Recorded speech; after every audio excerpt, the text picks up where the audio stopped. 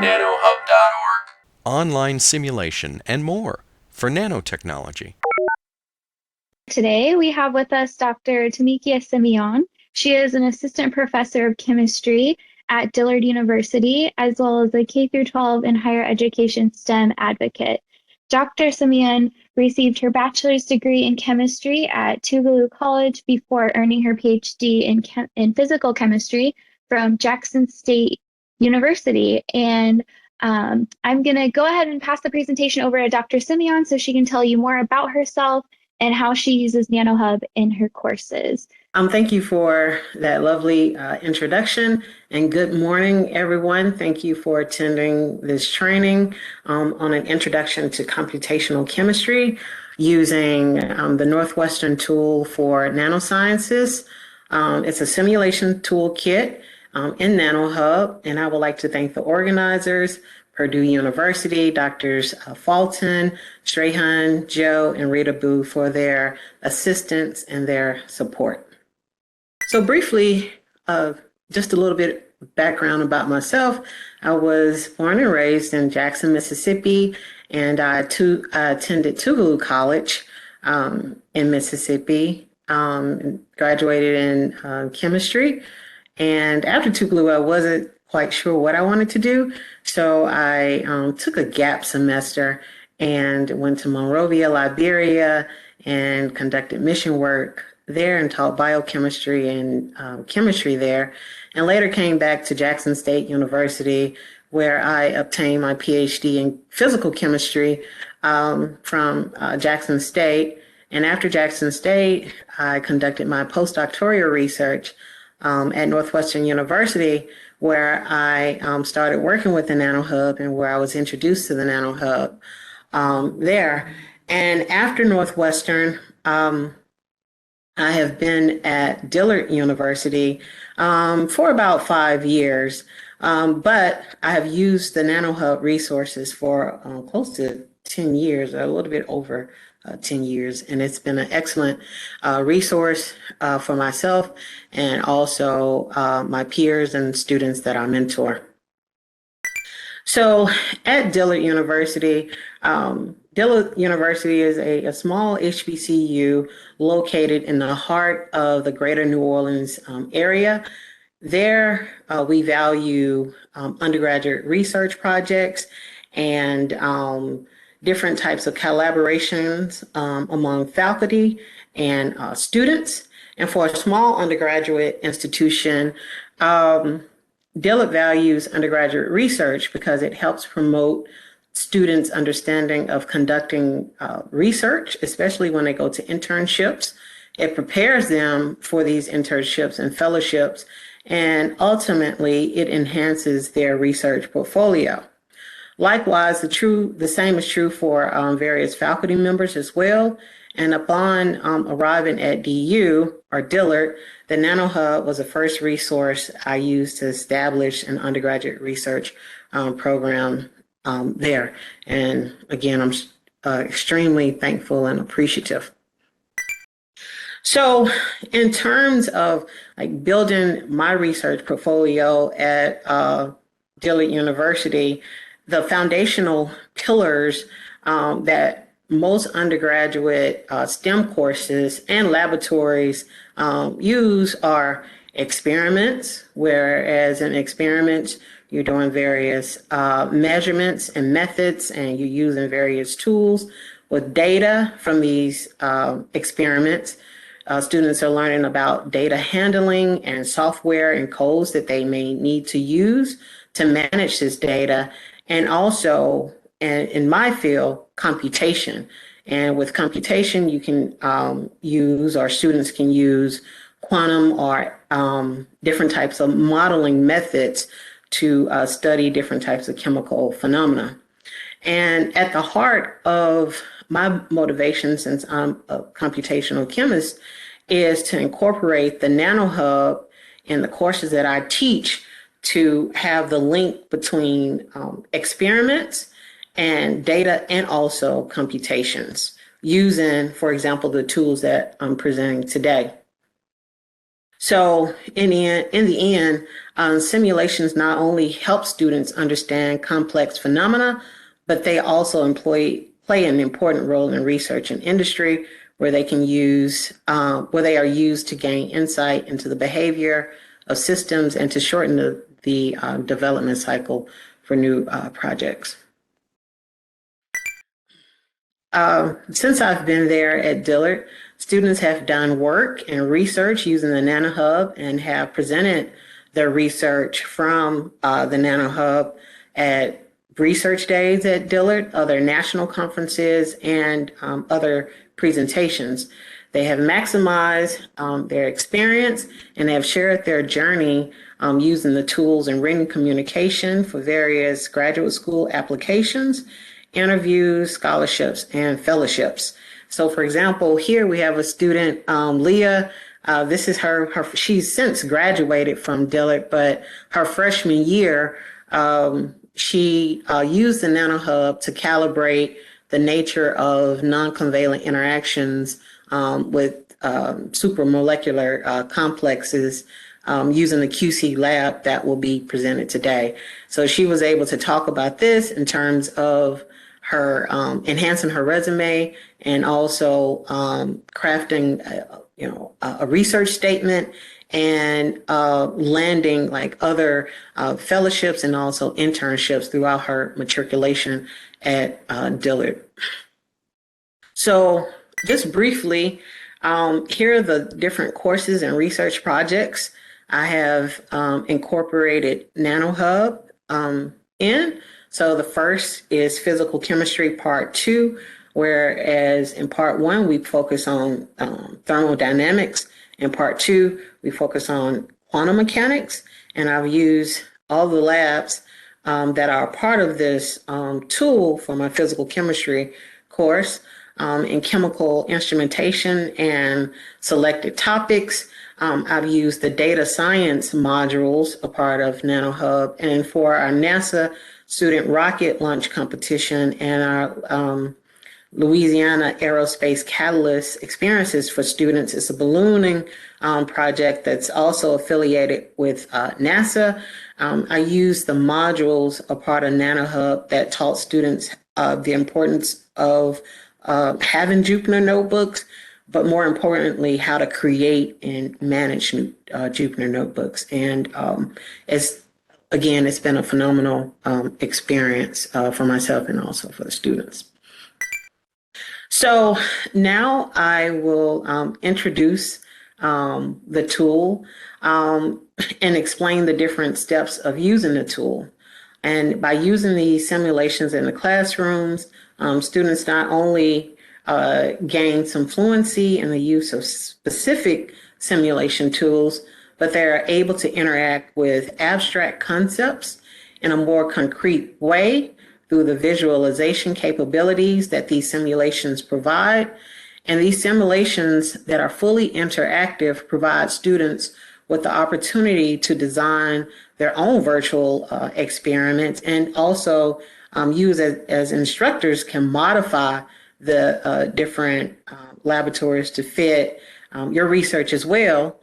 But from these virtual experiments, students can ask questions, they can vary inputs, and examine what effects their changes may have on simulation results.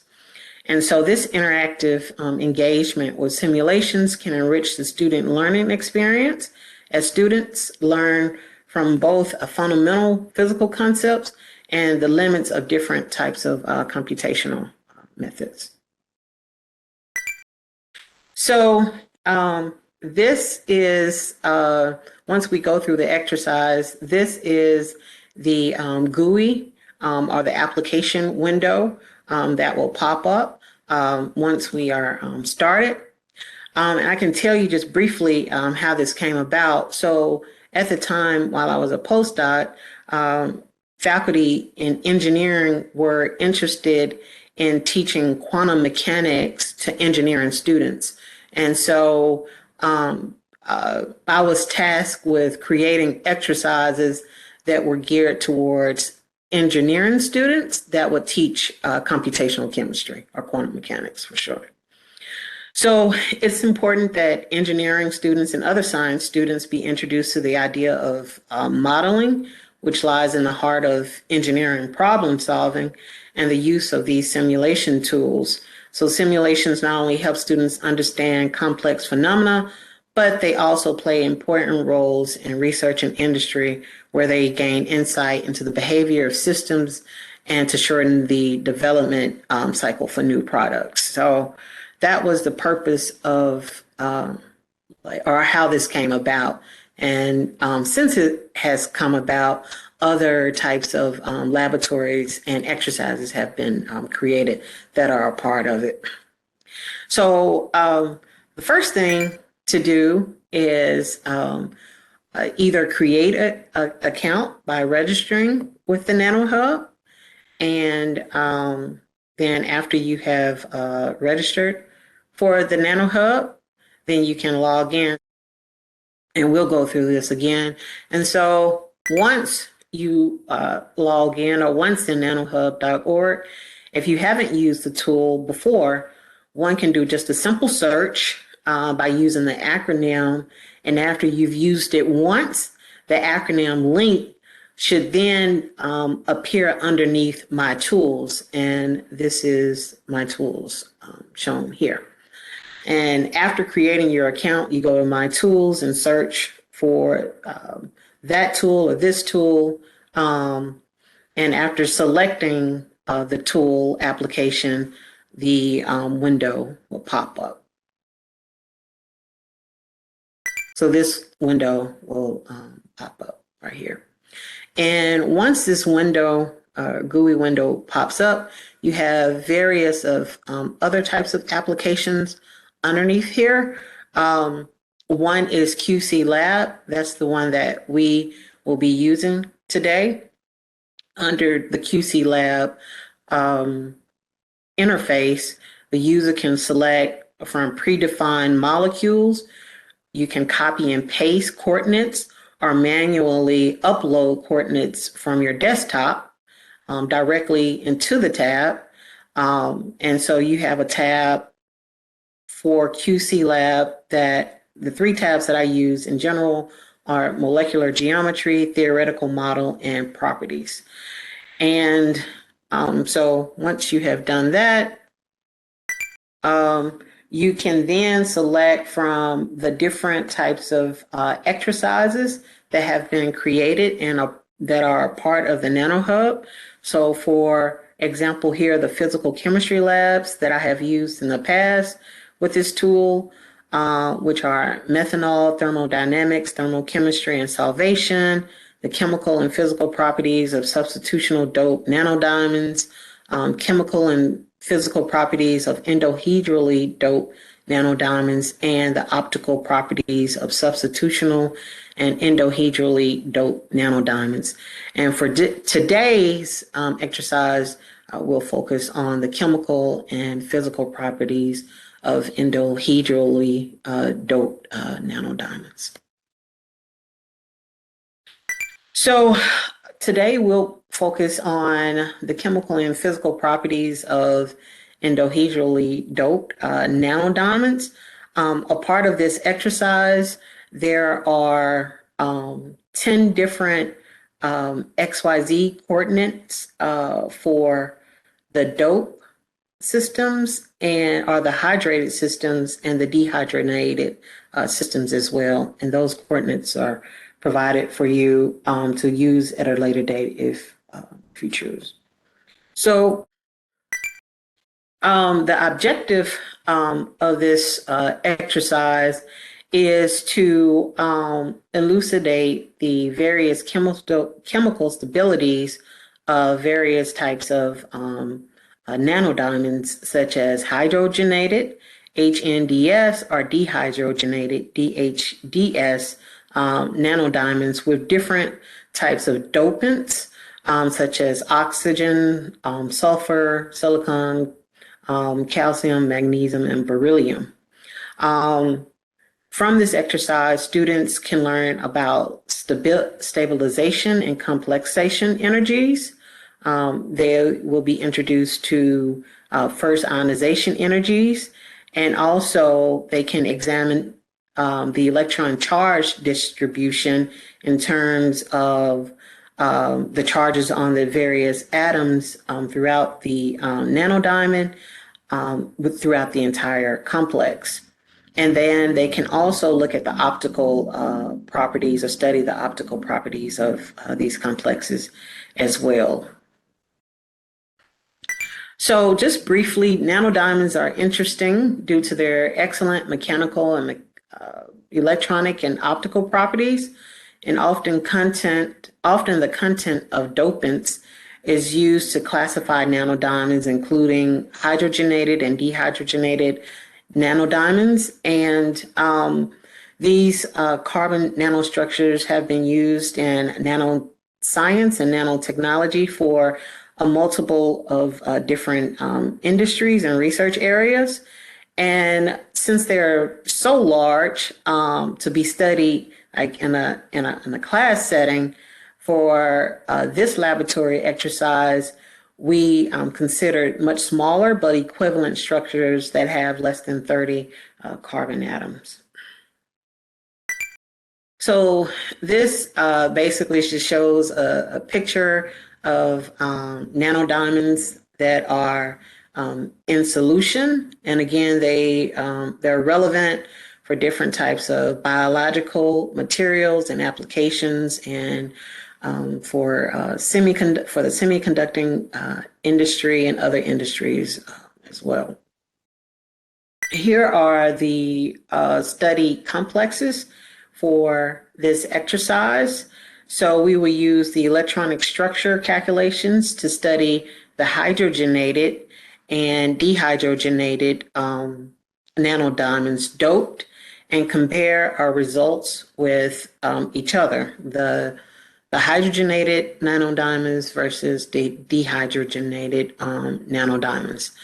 The structural and optical properties and the changes in these properties that arise as a result of chemical functionalization with the dopants will be investigated. And in order to assess the quality of our calculations, it is common to contrast the results with other theoretical studies based on similar methods. And thus, we will consider structures of C29 and C20H20 doped with silicon, oxygen, and sulfur atoms whose geometries and energies have been previously studied. And the experimental data from those structures are provided in the handout as well. So these are the different structures, and in the exercise activity, you have the coordinates for the hydrogenated and dehydrogenated complexes as well. So the stabilization characteristics of the systems can also be calculated by considering the change in energy from the initial and final configurations, or the relaxation energy, or binding energy. A large relaxation energy indicates that the initial structure was very unstable compared to the final relaxed structure. The complexation energy that is labeled E sub B will be calculated by the difference between the nanodiamond complex and the nanodiamond minus the undoped species for each set. So with the QC lab interface, again, for this exercise, students will use the QC lab accessible at the nanoHUB through the Northwestern tool for teaching nanosciences. The atomic coordinates of the complexes are provided. Today, we will use the nanodiamonds doped with oxygen, and the final equilibrium coordinates will be used to determine the complex's optical properties using endo. So if we have time, we'll do the last part.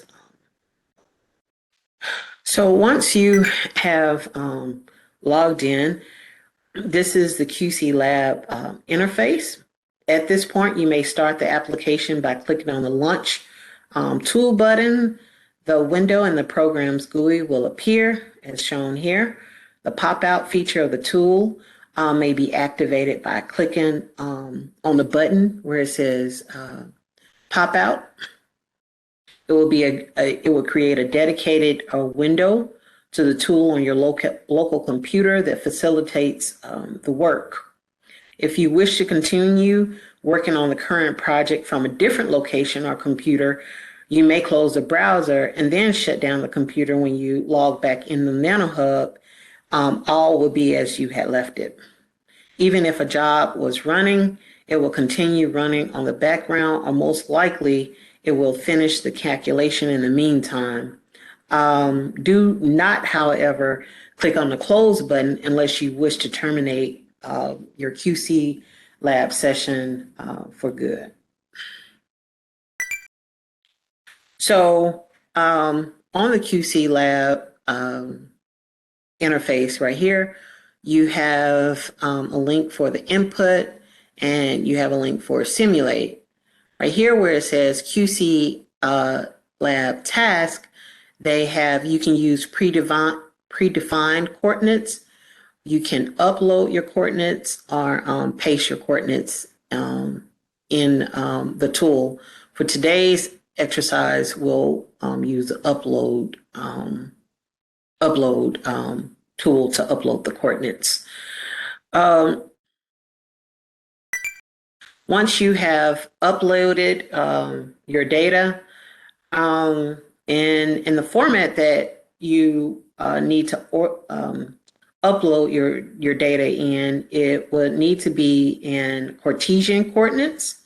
And you would also have to provide the atomic number for the different elements that are part of your structure. And also you would need to specify the charge and also the multiplicity of your structure. And so for our structures, we are considering neutral species, and therefore the spin multiplicity is just 1.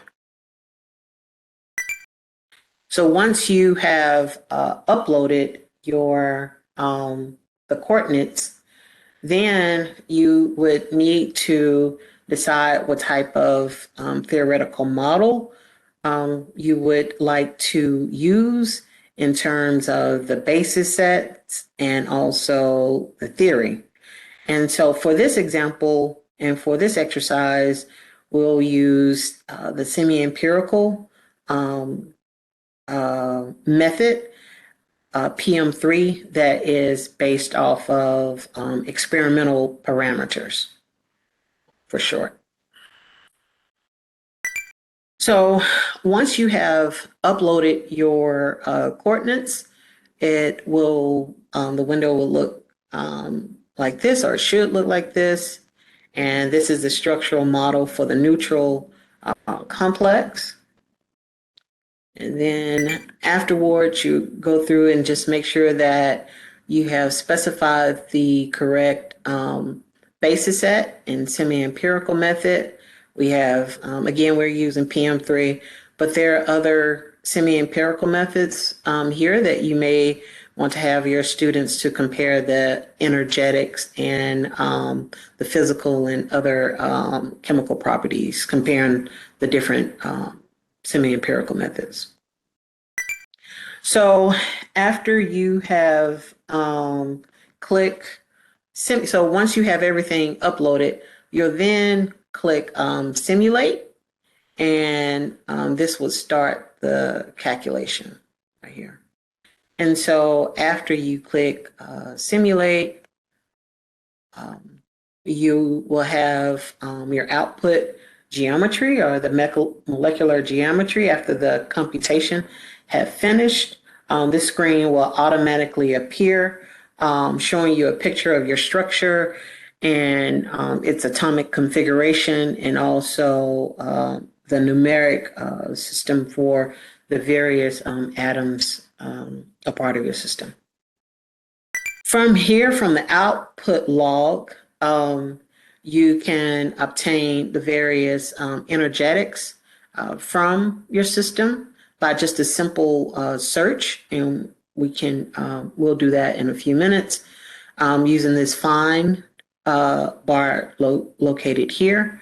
For example, well, for this one, it has like the FINAL R-PM3 ENERGY.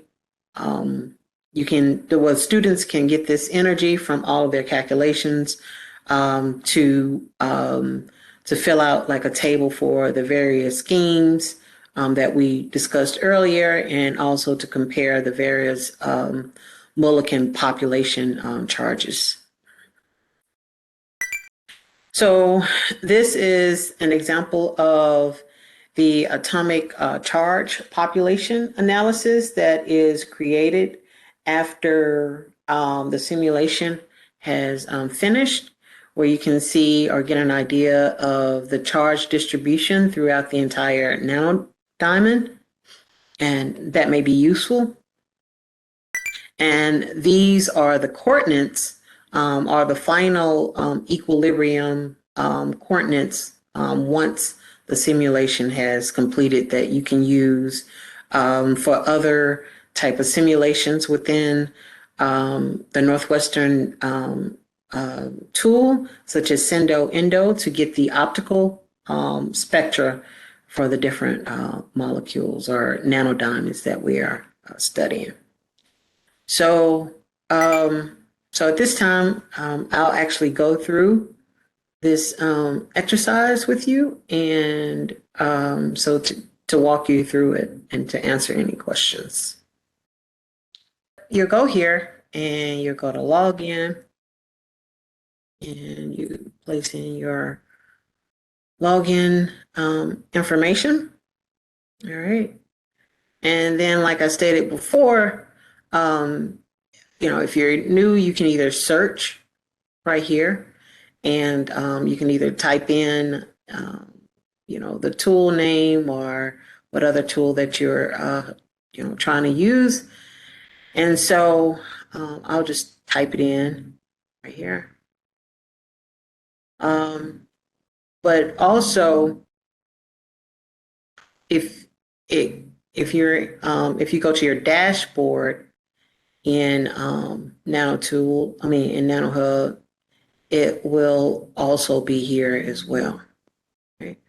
So I will go ahead and click on this. So we are here at the tool. So now I will go ahead and click Launch Tool. All right. So this is a tool, the Northwestern University Initiative for Teaching nanoHUB. These are the other applications that are part of this tool. So you have you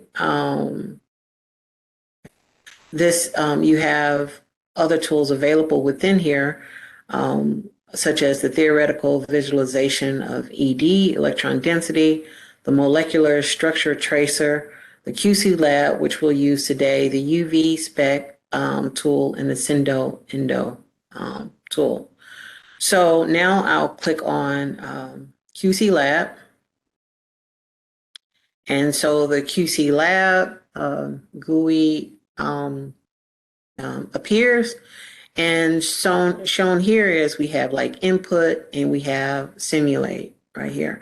So in here, it already has like predefined structures right here, such as benzene, fructose, glucose, right, methanol, and other structures.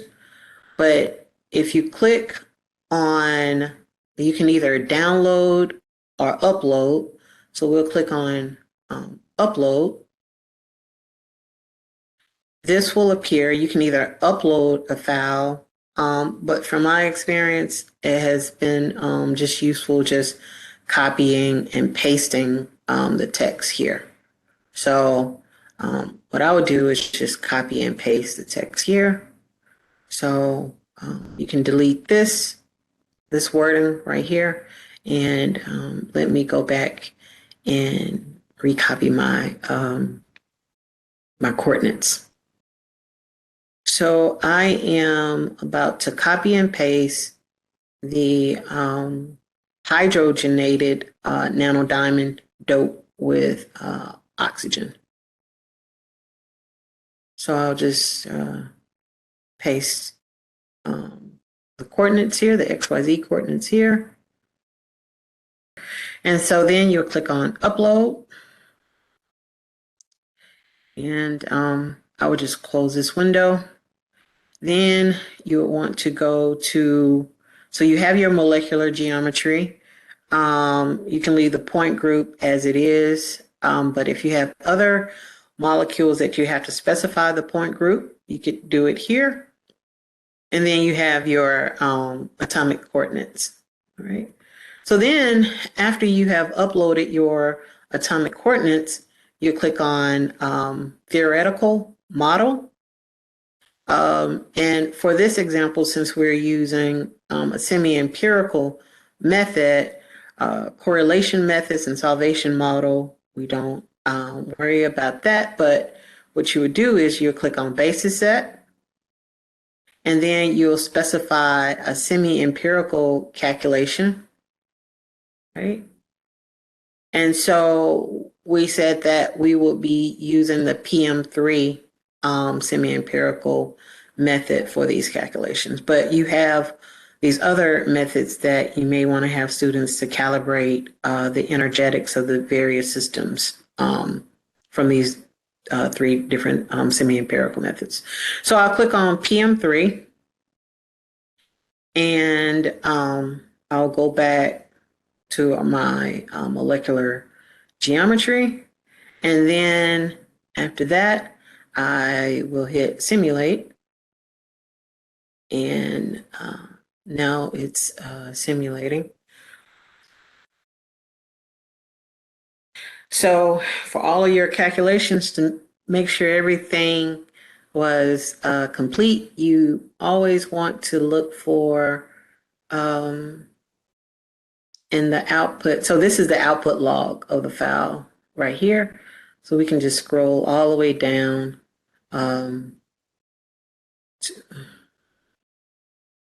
Scroll all the way down. You always want to make sure that it ended gracefully, that there was no errors in your structure or in your calculation. And from here, you can get the various energetics of your system. So scrolling up from the bottom, you can get the final energy of the system. And also, if we scroll just a few places up, you have the charges of the different the atoms in the system. All right. And also for visualization purposes, I can show briefly how to generate the structure, the output structure, using the MagMo plot. So you can click on here, then you click on File, Open. Let's see. And here's the structure right here. So this is our hydrogenated nanodiamond right here. And from here, students can take the different images and use for their lab reports, or for different types of presentations that they may have. And so that's like the basis of QC Lab to get your final optimized geometry.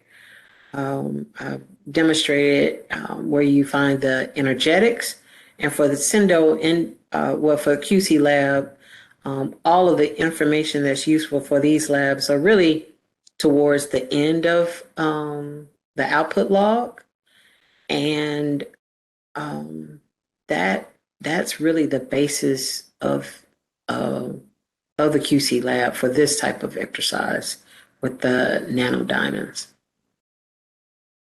And are there any questions? Oh, we didn't get a question, but we do have a comment that says, "Thank you. This is a wonderful tool." Okay, you're welcome. Thank you. Okay, we And have some questions coming in now. The first one, can we do SAPT calculations here? SAP calculations, no, not with this tool. You can't do those type of calculations. All right, another question. What electronic structure program does this use? Is it NWChem? Uh, it's based off of games, I believe. Games. Yeah, it's based off of games. And let me stop this and let me share this file with you in the end. Once I break up this exercise and hand it out to the students, this is what I am expecting in terms of their lab report. So let me just share this with you right quick. So these are like the various physical chemistry labs. And so, for example, today we discuss the lab like 5, the chemical and physical properties of endohedrally doped nanodiamonds. But in the end, so the first one is like looking at the thermodynamic properties of methanol, solvated in different types of solutions. And then it leads into the nanodiamonds and the optical properties of these nanodiamonds. But in the end, like their lab reports, what I'm expecting is like their charts in the end should look like this. Once they have studied all of the nanodiamonds, they should have charts with the spectral properties of the hydrogenated and dehydrogenated series. So this is the hydrogenated optical properties of the different nanodiamonds. And this is of the dehydrogenated species. And so I'm looking for students to, quantitatively compare both and speak about that and write about it. And also talk about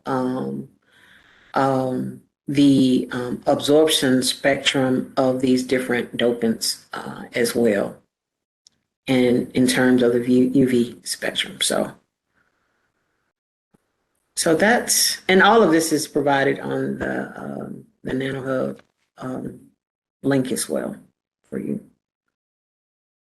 Let me see. I think we have another question. Can we select different basis sets for different atoms in the same structure?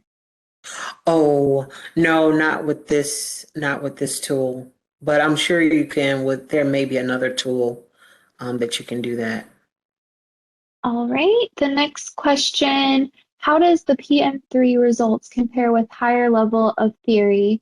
Can you illustrate more on the optical spectra calculation?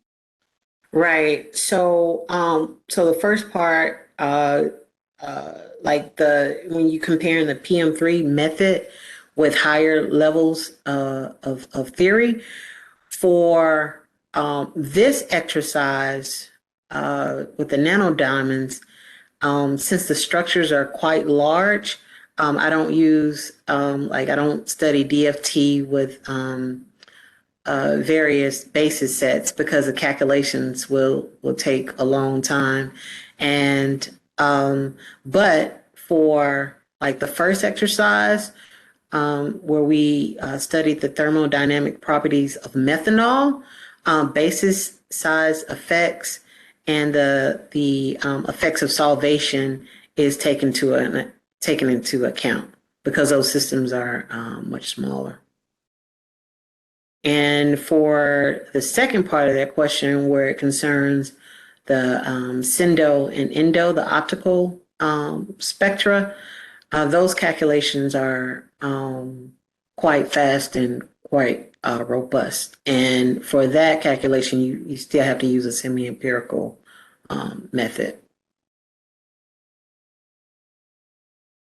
someone asked, do you have a step-by-step process? I'm not sure if you're able to answer that or if you need a little bit more information with what they're asking for. Oh, okay. Yeah, the step by step, like step by, is actually in that document that I just showed, and that will be provided to them. So it's very detailed and step by step. So if there was a part they wanted me to go back and Oh yeah, actually someone said, could you show again how you uploaded maybe the file, how you uploaded the oh, coordinates? sure. I go here to input right here, and then I select upload. Once upload is here, I delete the text right there, and I click paste right here. So here are the XYZ coordinates and the atomic numbers. So then I click upload. I can go ahead and close this. Then I want to make sure that in terms of the basis set, well, not so much basis set, but the method, the semi-empirical method is selected here. So that's selected. And afterwards, I hit simulate. All right. And for some reason, I don't know what's going on with the GUI right here, but if I wanted to look at the structure, I would go over here to the beginning where it says MacMole plot and open up MacMole plot, file, open 1247. That's not it. So let's see, yeah, 55. So I will do results and I'll go here, and most likely it's this one. So. And this is the structure with beryllium right here. Yep. So that's that. And I can show one other thing right quick. And let's see about the spectrum. So, and so this is the same structure that I calculated with QC Lab, but then I went back and used Sendo Endo, and that's all explained in that handout that I showed. And from there, they can get the absorption spectra of the different nanodiamonds, and all of this is explained in detail on how to get the absorption spectrum of the various nanodiamonds and the hydrogenated and dehydrogenated nanodiamonds. All right, great. We have just a few minutes left and one more question. So I think with this one, after this one, we can go ahead and wrap up. So the last question, under QC Lab properties, what are the properties they're referring to? Something mentioned beta or gamma. You said it was under QC Lab? Yes. Yeah, it doesn't look like there's anything under there. Yeah, the person who asked that they said if you turn on the properties, it shows up. So under properties, and go to yes. Oh, there we go. I believe that this has to do with if you had to do like a frequency calculation, or a time-dependent TDDFT calculation. And I haven't done those type of calculations to date. I haven't used this part. Well, thank you so much, Dr. Simeon, for your time today and this wonderful presentation. Thank you, everyone, for attending and asking all the questions. Have a great rest of your day. All right, thank you.